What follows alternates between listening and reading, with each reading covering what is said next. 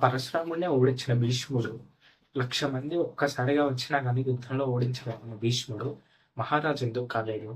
అలాంటి భీష్ముడు కోరుకుంటే వందల మంది లైన్ కడతారు కదా అమ్మాయిలు పెళ్లి చేసుకోవడానికి. మరి భీష్ముడికి ఎందుకు పెళ్లి కాలేదు? భీష్ముడికి ఎందుకు పిల్లలు లేరో లాస్ట్ వీడియోస్‌లో చూసాం కదా! అవి తెలుసుకోవాలంటే ఈ వీడియోస్ ఫాలో అవ్వండి.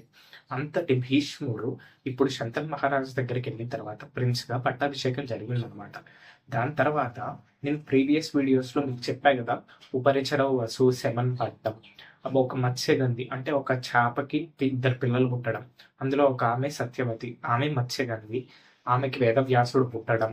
ఆ వేదవ్యాసుడు పుట్టిన తర్వాత ఆమెకి వరం ఇవ్వడం. నువ్వు ఎక్కడుంటే అక్కడ 7 కిలోమీటర్స్ రేడియస్‌లో సెంట్ స్మెల్ వస్తూ ఉంటుంది అని.